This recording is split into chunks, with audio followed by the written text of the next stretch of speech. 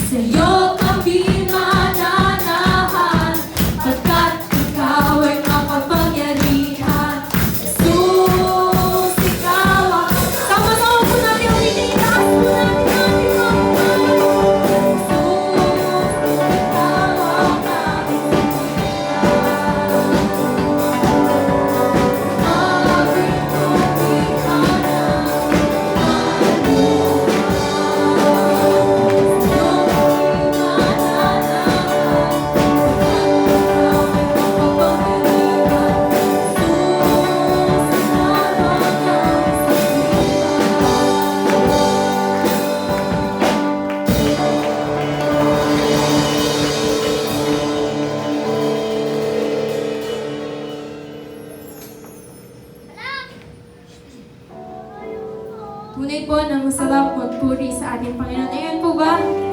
Sabi po sa Psalm 62 verse 6, siya lang ang aking batong kanlungan at kaligtasan. Siya ang aking tanggulan, kaya ligtas ako sa kapagpuan. Ngunit po sa ating mga buhay, kapag ang Diyos po ang pundasyon ng ating pamilya, ng ating buhay, at ng lahat sa atin, anumang pong problema ang dumating, anumang pagsubok, mananatili po tayong nakatayo. Amen po ba? Habang po inaawit natin, maawitin na ito, sa anumang sitwasyon, pagkakataon, hindi po tayo iniwan ng ating Panginoon. Kung minsan, iniisip po natin, Lord, parang wala kang ginagawa sa buhay ko.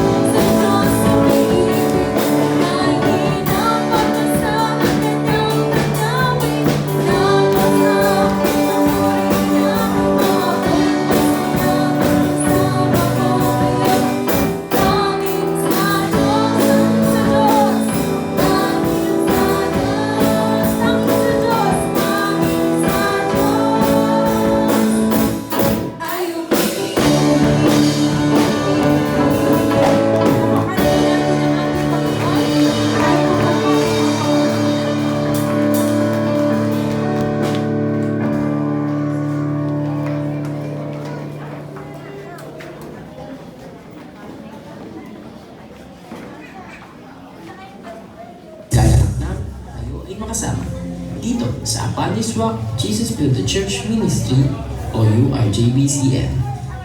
Ito ay itatag noong ika-30 ng Hulyo, 2016 ni Reverend Peter S. Obiena Jr. at ng kanyang may bahay na si Marijoy Obiena. Ang ating simbahan ay naniniwala sa gospel na ang Diyos ay may 3 persona, ang Ama, ang Anak, at ang Espiritu Santo, na may iisang Diyos at iisang bautismo. At tayo ay naligtas sa pamamagitan ng pananampalataya natin kay Jesus at sa kapangyarihan ng banal na Espiritu, ang panalangin. Naniniwala rin tayo sa muling araw na si Jesus ay babalik muli at ang pamuli ang kanyang buhay na salita, ang huling kapamahalaan. Merong 5 lokal na simbahan ang URJBCM sa Karuhatan, Valenzuela, Puro Tarlac, Pinalonan, Pangasinan, Doña Remedios, Trinidad, Bulacan, at Villasis, Pangasinan. Ang pananaw ng ating simbahan ay may pahayag si Jesus sa pamamagitan ng pagpapatotoo, pagdidisipulo upang maglingkod sa Diyos, pagbabautismo sa pangalan ng Ama, ng Anak, at ng Espiritu Santo at ituro sa kanila anuman ang sinasaad at itinuturo ng Biblia. Ang URJBCM ay pagpapatuloy ang dakilang layunin na maipakilala si Jesus sa pamamagitan ng pagpapatotoo, una sa pamilya, sa komunidad, sa bansa, at sa limang panig ng mundo. Ito ang URJBCM. Upang lagi maging updated sa mga ganap sa ating simbahan, maaari ninyong bisitahin ang ating mga social media accounts. Hanapin lang ang Apanis Rock Jesus Build the Church Ministry main network page, URJBCM Tarlac, URJBCM Pangasinan, URJBCM DRT, at URJBCM Villasis. Hanapin lang ang URJBCM 2016.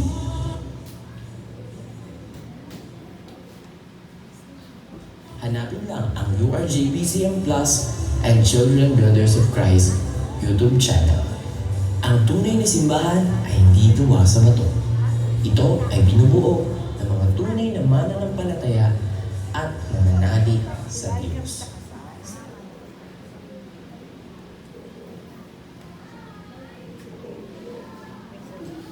Praise the Lord, isa pong mapagpalang umaga sa ating lahat.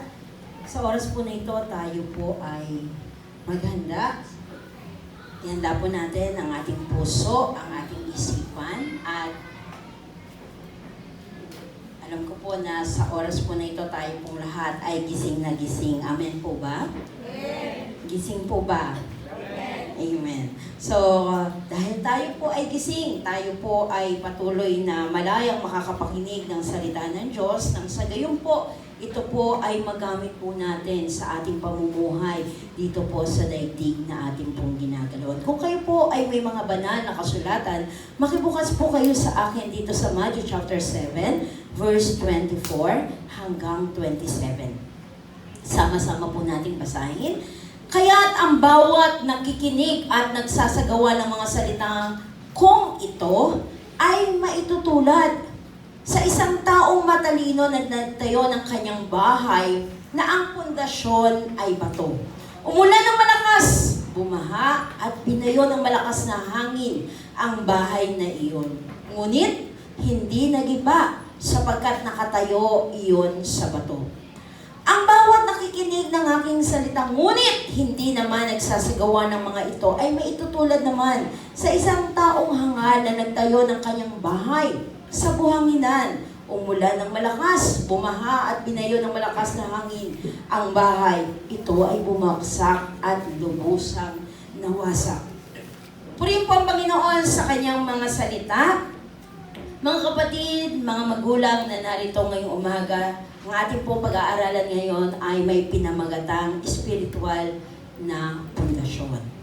Dito po sa Mateo chapter 7 verse 24 hanggang 27, narinig natin at nabasa na kung saan merong dalawa na nagtayo ng kanilang bahay Dalawa pong nagtayo, subalit magkaiba po ang ginamit na pundasyon. Sa mga pagkakataon po ito dito po sa bansang Pilipinas, alam naman po natin na tayo po ay may mga infrastructure.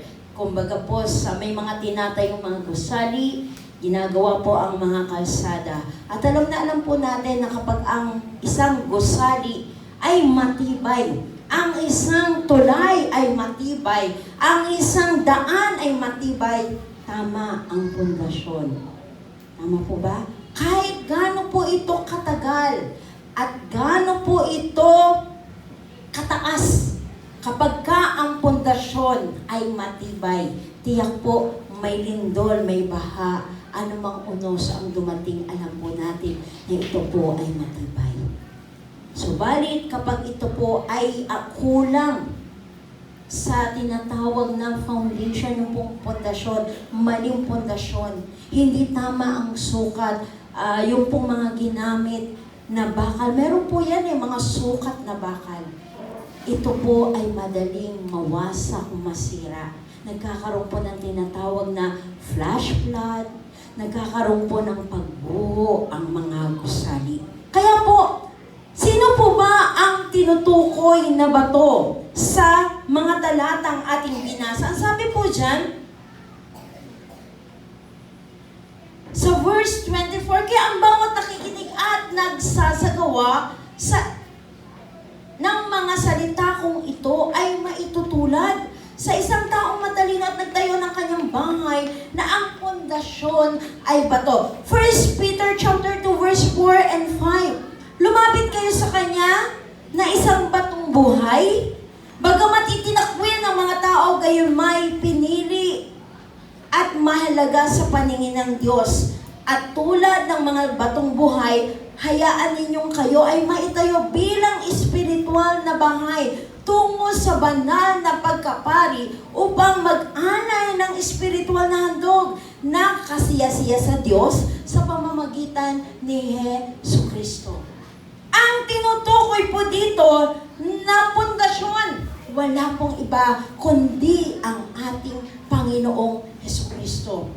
Sino po ba ang nagpundasyon ng ating pananampalataya? Sabi po, kay Jesus tayo tumingin, sabi po ng Hebrews, siya na nagpasimula at magpapasakdal ng ating pananampalataya. Santiago po,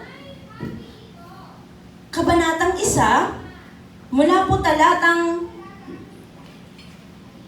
22 po, 22 hanggang 25. Mamuhay kayo ayon sa salita ng Diyos kung ito'y pinakikinggan lamang ninyo ngunit hindi isinasagawa, dinadaya ninyo ang inyong sarili. Sapagkat ang nakikinig ng salita ngunit hindi sumusunod dito ay katulad ng isang taong tumingin sa salamin at pagkatapos makita ang sarili ay umalis at kinakalimutan ang kanyang anyo. Ang taong nagsasaliksik at nagpapatuloy sa pagsunod sa kautosang ganap na nagpapalaya sa tao ang pagpapalain ng Diyos sa lahat ng kanyang gawain. Siya ang taong gumagawa at hindi siya katulad ng nakikinig lamang at pagkatapos ay nakakalimot. Mga kapatid, dito po sa Matthew, doon po sa verse 25, ang mababasa po natin dyan, sino po yung pong mga tao na ang pundasyon ay si Jesucristo? Yung pong mga tao na kung saan ay nagsasagawa. Sabi po dyan, umulan ng malakas, bumaha at binayon ng malakas na hangin ang bahay na iyon, ngunit hindi nagiba sapagkat nakatayo iyon sa bato. Ang isang matalinong tao ay magtatayo ng kanyang pundasyon. Pundasyon doon po sa bato. At hindi po sa tinatawag na buhanginan sapagkat kahit po maganda yung pong inyong gawing kastilyo sa gilid ng doon sa dalampasigan, kapag po ang alon, makikita niyo po yun, di ba? Guguho po kagad yun. Mawawash out po kagad yun. Kaya, dito po ang sabi po dito, ang matalino, ang isa pong tao na nakinig ng salita ng Diyos, siya po yung tao na kung saan sumusunod. At ito po yung may matibay na pundasyon. 1 Corinthians chapter 3, verse 9. So verse 9 po, sabi kami kapwa manggagawa ng Diyos at kayo'y kanyang bukirin. Kayo rin ay gusali ng Diyos.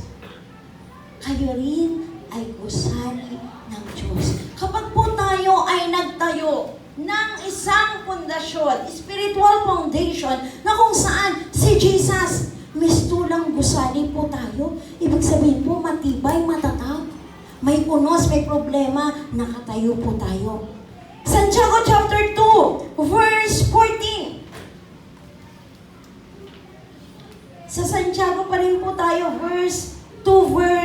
chapter 2, verse 14. Mga kapatid, ano ang pakinabang kung sabihin ng isang tao na siya ay may pananampalataya? Ngunit hindi naman niya ito pinatutunayan sa gawa. Maliligtas ba siya ng ganong uri ng pananampalataya?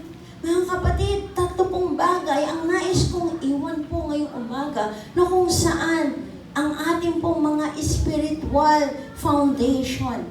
Yung pong maging matatag po tayo sa ating sa ating buhay Kristiyano. Ito pong ating mga espiritu maging matatag. Magkaroon po talaga tayo ng matibay, strong foundation sa ating pong buhay. Number 1 po, faith, pananampalataya.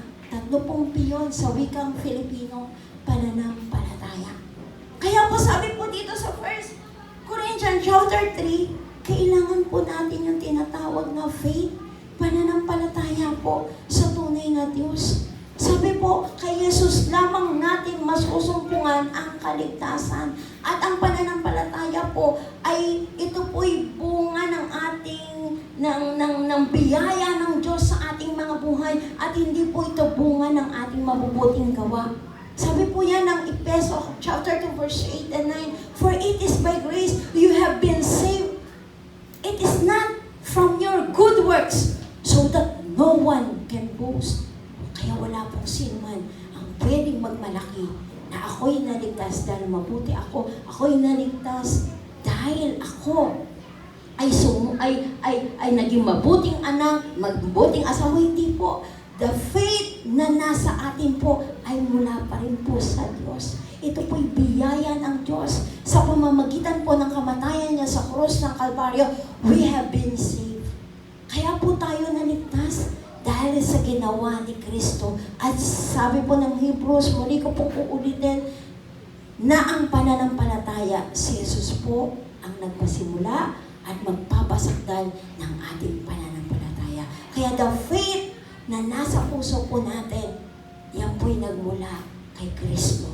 Na siya po'y namatay sa krus ng Kalbaryo, nabuhay pagkatapos ng 3 araw at umakyat sa kanang trono ng Ama.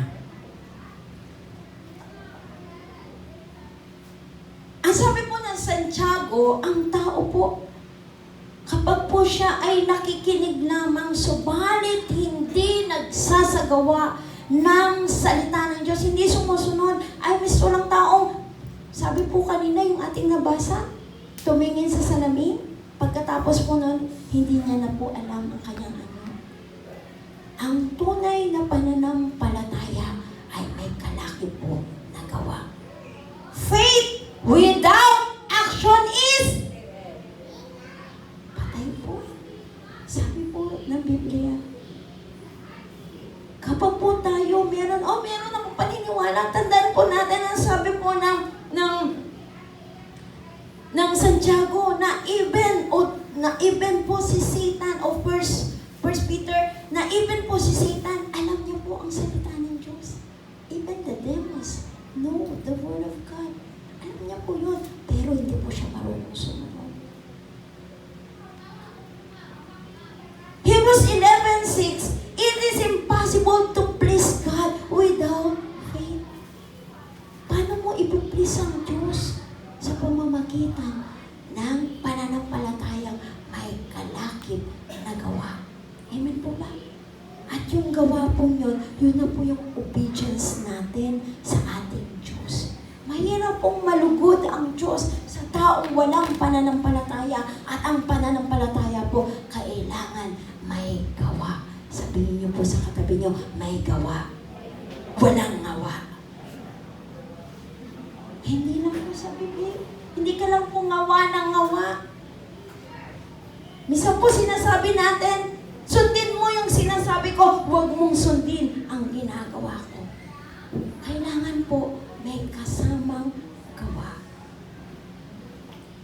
Minsan yung mga anak natin, hirap na hirap tayong magpasunod. Subalit, tandaan po natin, our life is like a mirror to our children. Kailangan po maging salamin po ng ating buhay, ng ating mga anak. Ano pong ibig sabihin?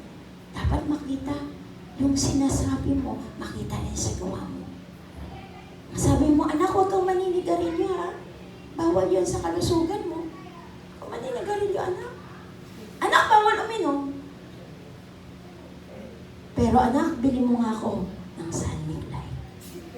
Huwag kang iinom, anak! Huwag kang iinom. Iinom. Misa naman sa gadget. Laro ka ng laro niya ng ML.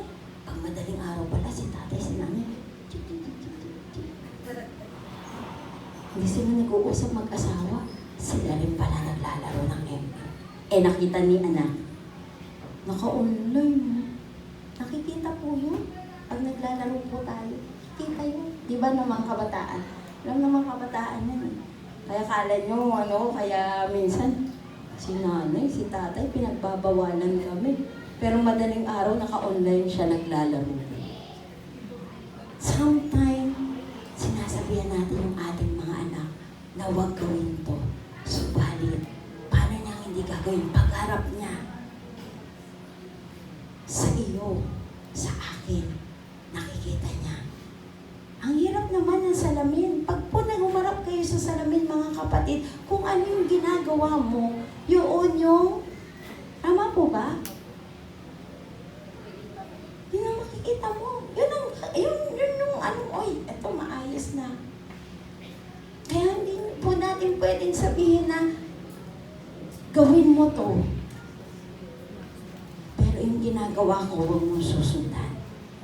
Kailangan po, kung ano yung sinasabi po natin, tayo po mismo sumusunod. Amen po ba? Meron pong isang mag-ina. Anak, bumangon ka na! Umatan ka na ng church! Kasi, marami pa akong lalaban. Wala kang uniform. Ito si anak. Isip si anak. Sabi ni anak, si nanay, maglalaban ng damit ko. Ano kaya ang dapat kong gawin para si nanay maka-attend ng church? Anong gagawin ni anak? Malagay niyo anong gagawin ni anak. Kasi ang katwiran ni nanay, maglalaba siya ng damit niya, pang uniform niyo. Hindi na lang ako mag-aaral.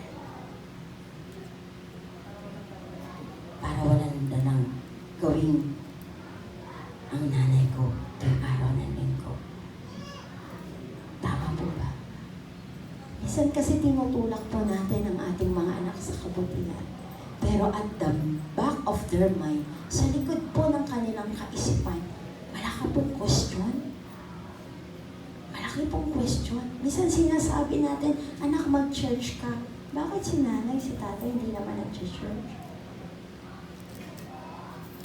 Pero yung ikaw mismo, anak, mag-church tayo. Tingnan mo yung anak mo, susunod sa'yo. Sa buhay po natin, mga kapatid, we need to pray. Para ikaw ay sundin, sumunod ka muna. Amen? Kailangan po meron tayong pagsunod. Kailangan po meron tayong gawa. Huwag ka lang purong ngawa. Amen? Minsan po, umaga-umaga, may wangwang na. sa inyong bahay. Alam niyo po ba yun? May ambulansya at saka may fire truck po sa loob ng bahay. Wow! Nanay yun. Yung ambulansya, nanay yun. Eh yung fire truck, tatay yun. Kaya marami po minsan, umaga pa lang may sakunanan. Pero tandaan po natin, once we follow our Lord Jesus Christ, dahil sa bunga ng ating pananampalataya, it will follows. Susunod po ang lahat ng bagay. Number 2 po, kailangan po meron po tayong pag-ibig. Love. Meron po tinatawag na pag-ibig. Sa 1 John,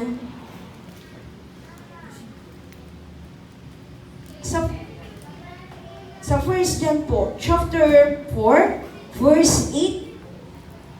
Sige po, buksan po natin sa 1 John chapter 4, verse 8.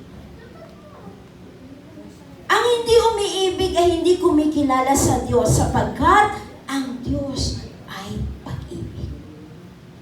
Maliwanag po yan na ang hindi umiibig ay hindi kumikilala sa Diyos. Sapagkat ang Diyos po ay pag-ibig. Kailangan po sa ating pagsunod, kung nais po natin na magkaroon ng strong foundation sa ating pong sarili, tayo po. Kailangan po magkaroon po kasi ng strength ang bawat isa. Individual po ito na spiritual foundation. Hindi pwede pong may kalang. Ang hirap po nun, yung may kalang. Pag yung kalang na yon ay merong dumaan, maaari po yun mabuhay. Pero pag ikaw mismo, malalim ang pundasyon mo, naroon yung pag-ibig ni Kristo, matibay po ang ating pamumuhay. Hindi ka po masusway. Hindi po tayo kayang gibain ng sino man. Nag-iisa ka, may kasama ka, wala kang kasama, may problema ka, wala kang problema, may sakit ka, wala kang sakit. Matibay ang iyong pundasyon sapagkat merong pag-ibig na nasa puso mo. And that love is God. Yung pong pag-ibig na nasa atin ay mismong pag-ibig ng Diyos. Ano po yung pag-ibig ng Diyos? John 3:16, ang pag-ibig ng Diyos sa ating mga makasalanan. Ang pag-ibig ng Diyos, sabi po ng Panaghoy, Lamentation chapter 3, verse 22 and 23, the steadfast love of the Lord never ceases, His mercy never comes to an end. They are new every morning. Great is thy faithfulness. Dahil po sa lawak, laki ng pangunawa sa atin ng Panginoon, yung katapatan niya po, lagi natin nararanasan. Yung pong kabutihan na lagi nating nararanasan. Amen po ba? Hindi ka tapat, ang Diyos na natiling tapat. Hindi ka naging mabuti, ang Diyos na natiling mabuti sa ating mga buhay. Sabi po ng awit, ang kabutihan mo, ang wagas na pag-ibig mo, O Yahweh, kailanman hindi magwawakas. Isaiah 54, guguho ang mga urot, verse 10 po. Ang mga bundok, guguho yan. May mga gumuguho na ho ngayon. Kakaroon daw ng landslide. Matibay na mga bundok. Pero gumuguho. Pero ang pag-ibig ng Diyos, kailanman hindi guguho. Amen po ba? The love of God will stand forever and ever. Iiwan ka ng tao, pero ang Diyos, kailanman hindi ka iniwan. Amen. That love is forever, everlasting, ang pag-ibig ng Diyos. Kaya, yung pong pundasyon natin, kailangan po nandun po yung pag-ibig ni Kristo. Yung pong inalay na buhay. Sabi po ng John, sino makapag-aalay ng kanyang buhay para sa kanyang kaibigan? Meron po ba? Pag po meron ng gulo, iwanan na po yan. Takbuhan na po yan. Minsan nga po, kahit po kamag-anak mo, May lindol na dumaan. Takbuhan mo yan, nakalimutan ng anak. Nasa loob ng bahay, ano pong nangyari? Nabaksakan po yung anak, sising-sisi yung magulang. Nakalimutan po yung anak. When disaster came, kapag po dumadating ang mga dilubyo sa ating mga buhay, ano po ang una natin nililigtas? Sarili natin. Subalit si Kristo, hindi niya inalintana siya Diyos. Sabi po ng Pilipos, siya po'y bumaba dito sa lupa. Inako ang lahat ng kasalanan. Kasalanan mo, kasalanan ko, kasalanan natin lahat. Upang ang sinumang sumampalataya, hindi mapahamak, bagkos magkaroon ng buhay na walang hanggan. At ang bawat kasalanan po natin napawi. Sabi po ng Diyos, I will remember your sin no more. Hindi ko naalalanin yung kasalanan mo. Sister, ang dami kong kasalanan. Napakarami kong kasalanan. Lahat po tayo makasalanan. We are like rags. Tulad natin ay basahan lamang sa harapan ng Diyos. Subalit, ang habag ng Diyos, ang awa ng Diyos, nakita niya tayo ng mga anak kong to, walang pag-asa. Ang buhay lahat patakon. Kaya siya bumaba dito sa lupa. Merry Christmas po. Pasko na po. May sumilip na po sa mga tahanan niyo. Ewa po, mula nung pong September, sino po yung sumilip? Sinilip po ba kayo? Sino po sumilip sa inyo? Let's sing Merry Christmas. Sumilip na po siya. Nakita niyo po ba? Mula po ng lalangin ng Diyos ang langit at lupa. Tanaw na po tayo ng Diyos.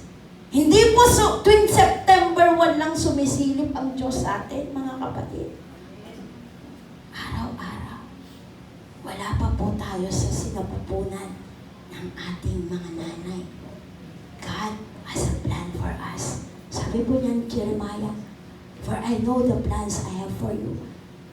A plan to prosper you and not to harm you, but to give you hope and a future. Jeremiah 29:11. Wala ka pa. Sino po dito ang buhay? Sino po dito ang nakita si Noah? Si Tandang Noah? Hindi po yung kapitbahay niyo? Yung si Noah po talaga, yung gumawa ng arko, meron na po ba? Alam niyo ba?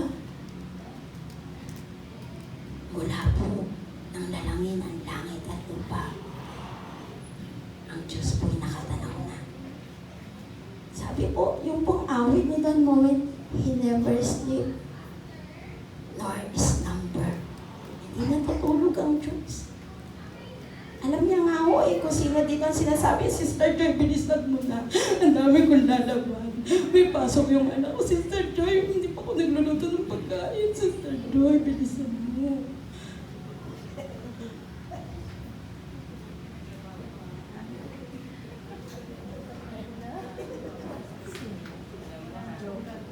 At alam niyo po ba, ako po ay magalang kapag po dyan sa inyong kinauupuan, tatawagin niyo po ako po'y lalapit sa inyo. Kaya huwag niyo po akong tatawagin. Kahit po nagtuturo ko, lalapitan ko po kayo.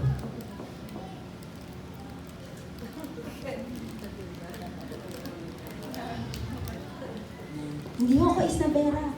Sa TV lang po ako medyo isnabera. Pero sa personal po, hindi ako isnabera.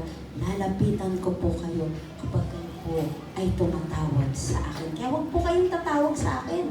Ayan, para po dire-diretso ang ating turo. Kasi pag tinawag niyo ako, maantal ang turo natin, tayo po ay aabot ng 3:00 ng hapon.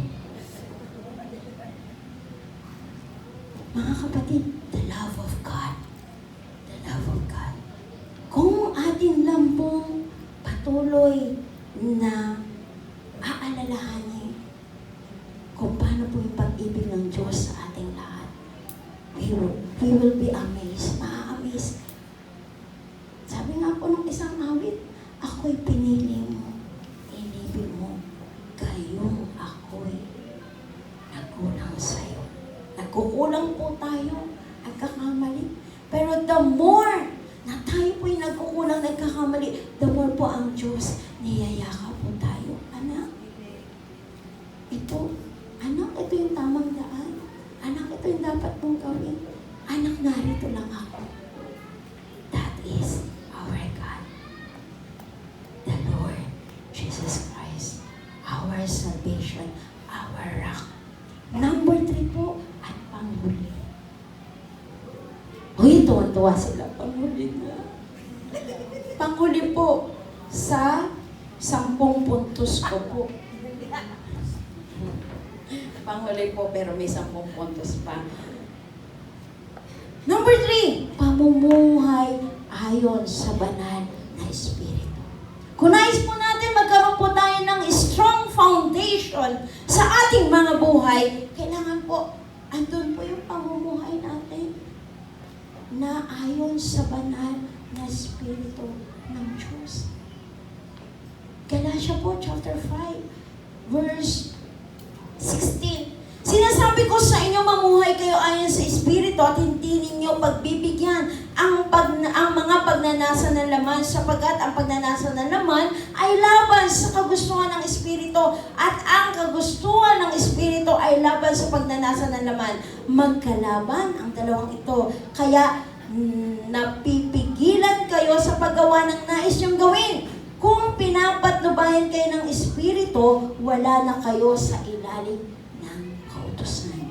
Hindi may kakailangang gawa ng laman, pakikiapid, kahalayan, at kalaswaan. Pagsamba sa Diyos-Diyosan, pangkukulang, pagkapuot, pag-aaway-away, pagsiselos, pagkakagalit, at kasakiman, pagkampi-kampi, at pagkakabaha-bahagi, at pagkainggit, paglalasing, walang habas na pagsasaya, at iba pang katulad nito. Muli ko kayong binabanaan, ang gumagawa ng mga ito ay hindi magkakaroon ng bahagi sa kaharian ng Diyos. Ito naman po ang bunga ng Espiritu. Sumalit, ang bunga ng Espiritu ay pag-ibig, kagalakan, kapayapaan, pagtsatsaga, kabaitan, kabutihan, katapatan, kahinaunan, at pagpipigil sa sarili. Walang batas laban sa mga ito. Mga kapatid, sa mundo po na ating pinagalawan, dalawa lamang po ang ating susundin. Ang Diyos o si Satanas. Ang Diyos at ang Diablo. Yan lang po, dalawa. Kung nais po natin na sundin ay ang Diyos, ito po ang bunga ng Espiritu. Pag-ibig, kahinaunan, pagpipigil sa sarili. Sister, na namin pasusunod yan. Ang hirap na sundin. Opo, mahirap sundin. Pero pag pinaghari mo si Kristo sa puso mo, you can do all things through Christ who strengthens you. Magagawa natin ang lahat ng bagay sa pamamagitan ni Kristo na nagbibigay sa atin ng lakas. Hindi natin kaya yan. Kaya nga po, si Kristo ang pundasyon ng ating buhay. Si Kristo ang gawin nating pundasyon. Hindi natin yung pwede, hindi natin kayang bumait. Sabi po ng isang mga awit, gusto niyang bumait pero di niya magawa. Nasa Diyos ang nasa tao ang ngawa. Ngawa yan ang ngawa, ang tao talaga.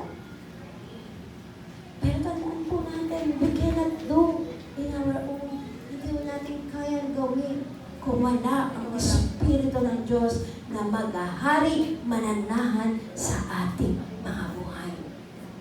In times like this, ang ating pong tema sa taong pong ito ay paghahanda. We need to prepare physically. We need to prepare. Kailangan po natin maghanda physical. Dapat po maghanda tayo. Meron na ako ngayon mga go bag, helmet. Alam niyo po ba sa Biblia, meron din po yun. Punta-punta kayo sa Ephesians. Ano po yung mga paghahanda na dapat natin kailangan po? Meron tayong baluti. Di ba? Meron tayong mga baluti at meron tayong mga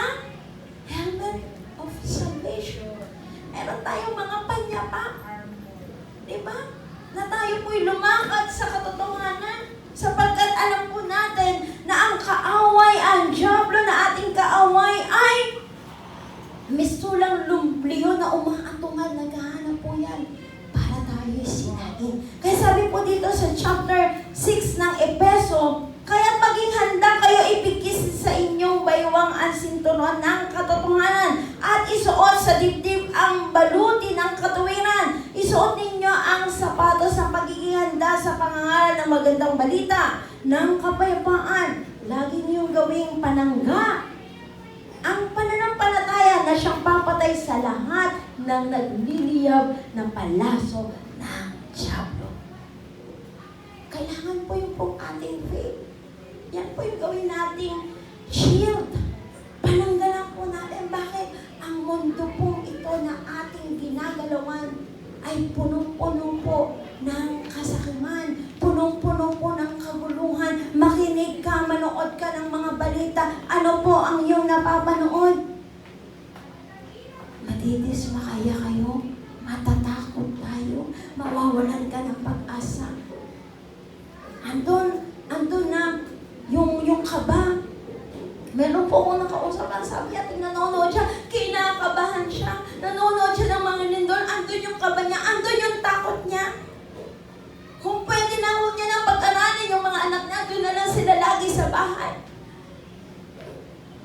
Magsama-sama na lang sila dahil merong big one.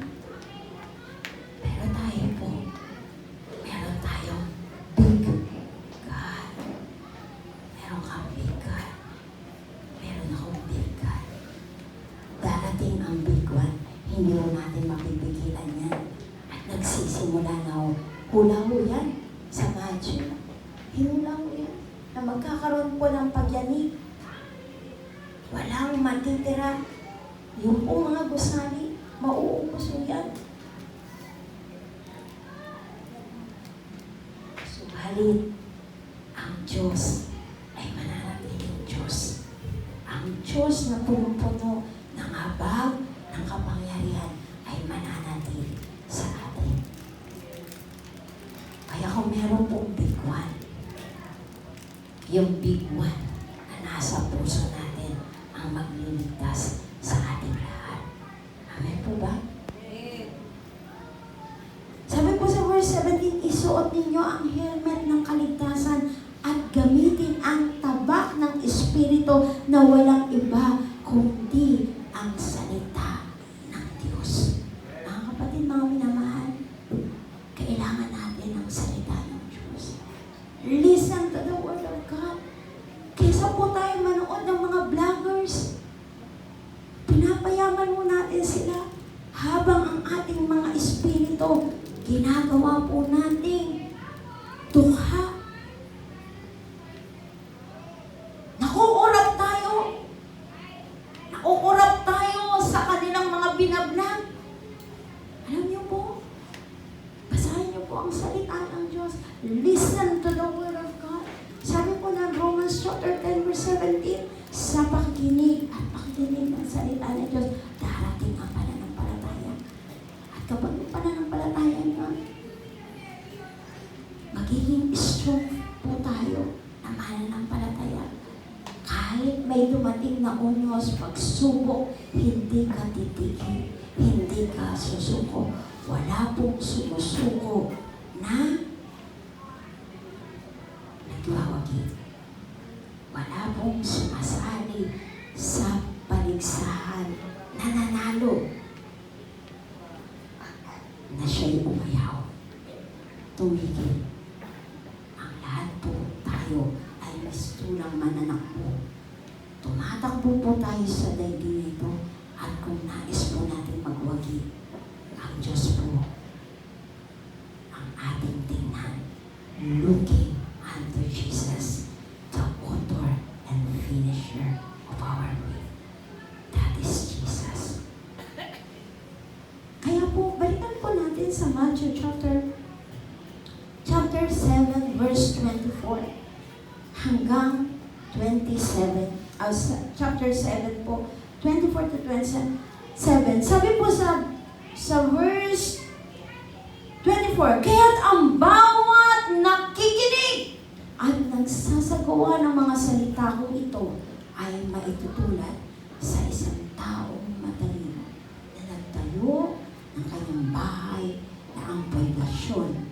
ay bato. Mga kapatid, saan tayo magtatayo ng ating mga tahanan? Ito pong buhay na ito. Saan po natin itatayo? Itayo po natin sa kalagitnaan ng bato. At ang bato pong ito, wala pong iba kundi ang ating Panginoong Jesucristo. Ang matibay na pundasyon ay kay Kristo lamang matatagpuan. Wala na po tayong pwedeng hanapin pa. Wala na tayong pwedeng tawagan pa. Sabi po ng Psalms, those who call on the name of the Lord shall be saved. Ang lahat ng tumatawag sa pangalan ng ating Panginoon ay maliligtas. The name of the Lord is a strong tower. Ang pangalan ng Panginoon ay matibay na muog pundasyon ng ating mga buhay. Kaya mga kapatid, mamili po tayo. Marami po yung buhangin. Ang dami pong buhangin. Subalit meron pong isang bato na matibay. Mamili po tayo. Buhangin o bato.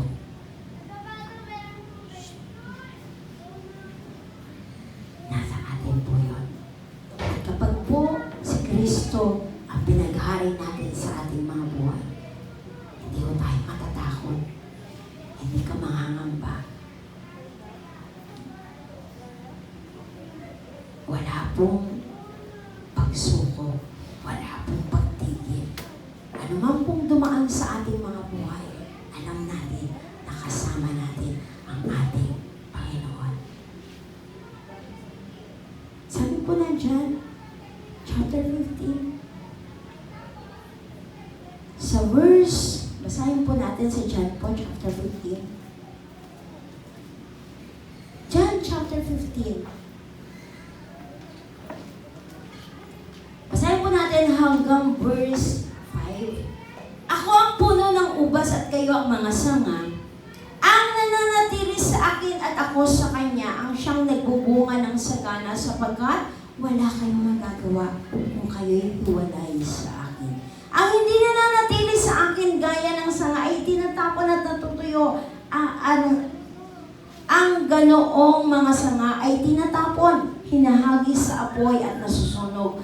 Kung nananatili kayo sa akin at nananatili sa inyo ang aking mga salita, hingin ninyo ang anumang nais nyo at matutupad iyon para sa inyo. Malinaw po ang salita ng Diyos, ang mananatili sa Diyos. Natatag, hindi po tayo kayang gibain, hindi tayo kayang tumutin, hindi tayo kayang patulugin, hindi tayo kayang yanigin. Kahit po intensity 10 yan na problema. Kahit po anong problemang dumating, kasama natin ang Diyos. At sabi po ng Biblia, anuman ang hingin po natin, ito po'y kanyang ipagkakaloob. Kasama natin ang Diyos eh. Andun ka na. Isang tawag mo lang sa Panginoon, ito yung sitwasyon ko, andyan lagi ang saklol. Kaya kung meron man pong wangwang, ambulansya, kung meron man pong firecrackers, tama ba? Fighters. Iba pala yun. Fire pala yun. Ano pala yung paputok? Ayun.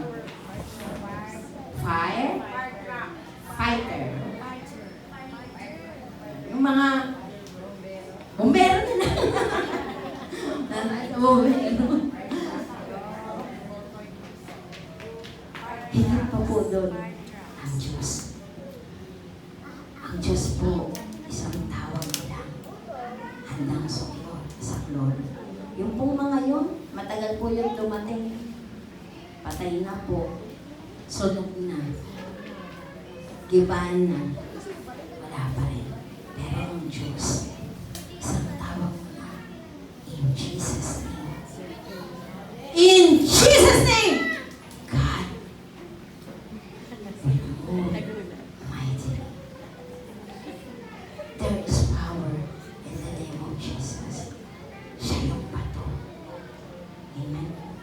Kung napukol ka ng bato, masakit. Masakit po yan. Kasi tumatibay. Matatag. Kaya pag si Jesus ang kasama natin, alam po natin na ligtas tayo. Amen po ba? The Lord is our rock and salvation. Whom shall I trust? Sabi po ni Haring David, ang Panginoon ang aking bato, tanggulan, ang buong kanlungan. Kanino ko magtitiwala? Huwag ka magtiwala sa lakas mo, hihina yan. Huwag ka magtiwala sa pera mo, mauubos yan. Huwag ka magtiwala kung ano ang hawak mo. Magtiwala ka sa may hawak ng buhay mo. Tayo po lahat ito.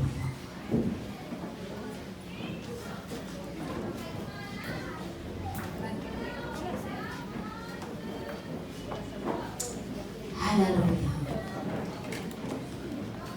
You are worthy, Lord. You are powerful, God. Ikaw ay makapangyarihan.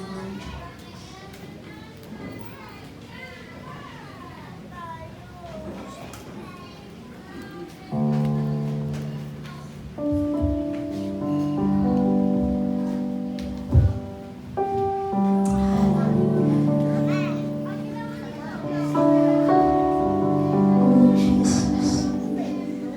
You are our rock and our salvation.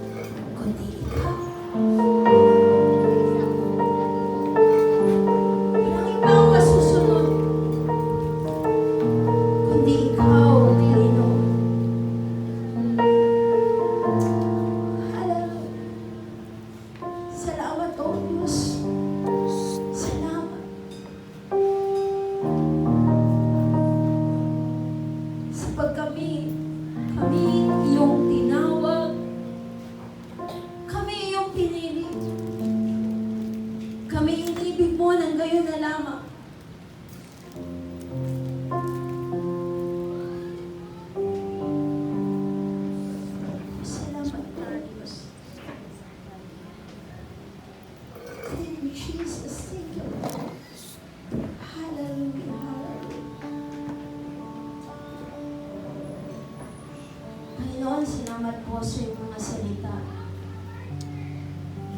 Hayaan mo po, O Diyos, na ikaw ang patuloy na maging pundasyon ng aming pong pananampalataya. Ikaw ang maging pundasyon ng aming pag-ibig. Ikaw ang maging pundasyon ng aming pamumuhay. Ikaw, Panginoon Jesus, ang daan, katotohanan. Ikaw ang buhay tungo sa kalangitan. Walang makakaparoon sama maliban sa pamamagitan mo. Ikaw ang susi. Ikaw ang katugunan. Ikaw ang sagot sa lahat ng aming pong pangangailangan. You are Jehovah Jireh. You are Jehovah Nissi. Aming tagumpay, ang aming banner.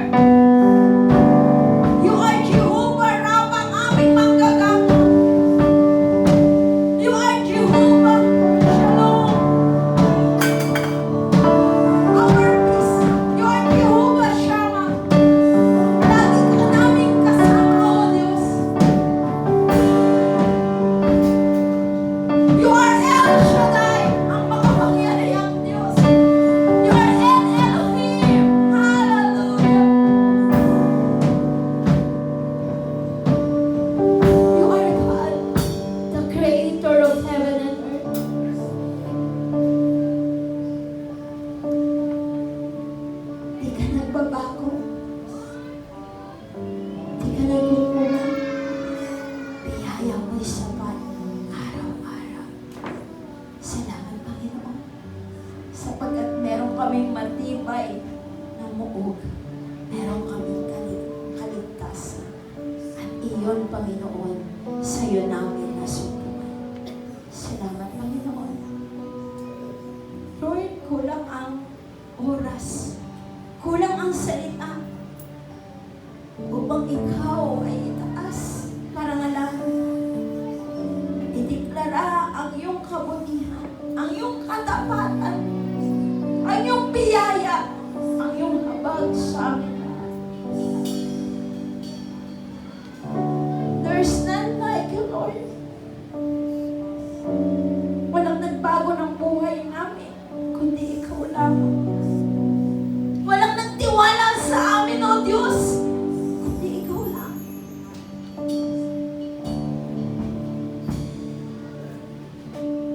Salamat, Panginoon, sapagkat sinulat mo ang aming pangalan sa talaan ng kaligtasan.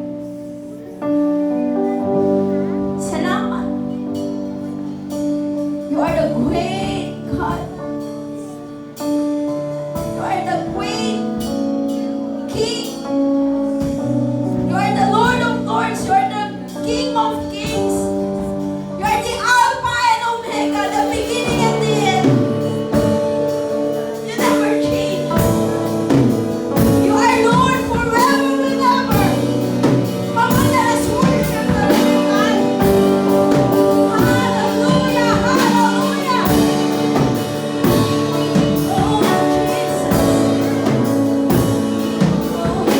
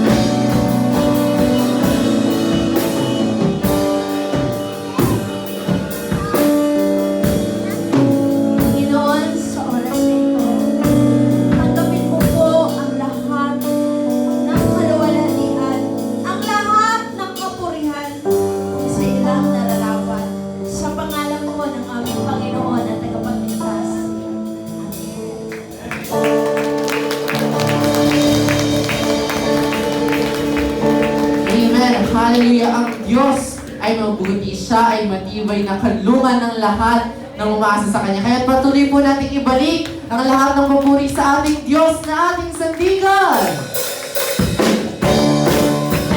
Thank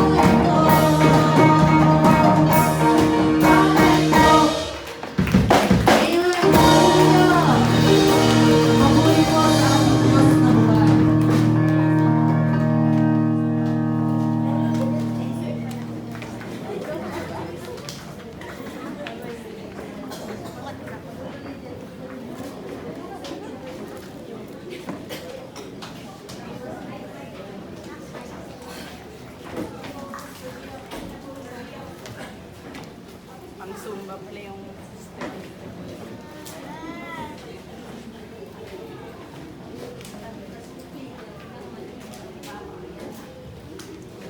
Hindi po tayo kung ngayon ay dumako na po sa ating pong gawain na kung saan po tayo ay magkakaloob po ng ating mga ikapuan, ang ating mga offering. At tayo nga po ngayon ay makibukas po sa aklat po ng 2 Corinthians chapter 9 po verse 6 to 10. Sa pangalawang Korinto po, verse 9, chapter 9 verse 6 to 10. Ito ang ibig kong sabihin, ang nagtatanim ng kakaunti ay aanin ng kakaunti. At ang nagtatanim ng marami ay aanin ng marami. Ang bawat isa ay dapat magbigay ayon sa kanyang pasya, maluwag sa loob at hindi napipilitan lamang. Sapagkat iniibig ng Diyos ang nagbibigay ng may kagalakan. At magagawa ng Diyos na pasaganain kayo sa lahat ng bagay at hindi pa sa inyong pangangailangan upang sumagana kayo para sa mabubuting gawa. Tulad ng nasusulat, siya ay masaganang nagbibigay sa mga dukha, ang kanyang kabutihan ay walang hanggan. Ang Diyos na nagbibigay ng binhing itatanim at tinapay na makakain, ang siya rin magbibigay sa inyo ng binhi at magpapalago nito upang magbunga ng sagana ang inyong kabutihang loob. So, purihin po ang Diyos sa pagkabasa ng kanyang buhay at banal na salita. Patulad nga po ng sinabi at narinig natin na ang pagtatanim po, sabi niya, ay ang pagbibigay po ay inihahalin tulad sa pagtatanim. At kapag tayo nga po, sabi niya, ay nagtanim ng konti, tayo po ay aanin ng konti. At kapag tayo rin ay nagtanim ng madami, tayo rin ay aanin ng marami. So tandaan po natin, sabi niya rito sa Biblia, na ang Diyos po, sabi niya, ang nagbibigay ng binhi, ng itatanim maging ng kakainin, tinapay na kakainin. So, ang Diyos po, ibig sabihin, ang Diyos po ang nagbe-bless sa atin. So, binibless niya po tayo sa lahat po ng bagay. Siya ang nagbigay sa atin ng trabaho, ng hanap buhay, maging ng mga negosyo, at ng kalakasan upang tayo ay makapagtrabaho. So, ang nais ng Lord, tayo po sabi niya ay magbigay. So, habang tayo po ay nagbibigay, tayo po ay nagtatanim. So, ang pagtatanim po, hindi po nagtanim ka ngayon at aani ka mamaya. So, kailangan po natin magtanim nang sa ganun po ay tayo ay meron po tayong aanihin. Ganon din po sa pagbibigay. Kapag po tayo ay nagkaloob sa Lord, tayo po ay i-bless ng Lord. So, yung binhi na sinasabi niya na itatanim, ito po ay ang tithes na sinasabi. Di ba yung tithes na sinasabi na dalhin natin ng buong buo sa tahanan ng Diyos ang ating mga ikapo upang matugunan ang ating pangailangan. So, kailangan po natin na ang mga ikapo natin na sinasabi, ito yung ikasampung bahagi ng ating mga blessing or ng ating mga kabubuhay nang sa ganun ay matugunan ang pangailangan ng iglesia. Sapagkat kung saan tayo kumakain ng salita ng Diyos, doon din po tayo mag-i-store ng mga blessing natin para sa pangangailangan ng ating iglesia. So yun po yung sinasabi na kapag yung binhi ay itinanim natin, ito ay lalago. Kaya ibigay po natin ang para sa Diyos, magbigay po tayo, ibigay natin yung nararapat sa Kanya na sinasabi niya, sapagkat yung tithes po ay para sa Diyos lamang at ang tinapay na binhi na sinasabi niya, yun lamang ang ating gagastusin, yun lamang ang ating gagamitin or yung ating konsumo na pangangailangan sapagkat batid ng Lord ang lahat ng ating pangangailangan.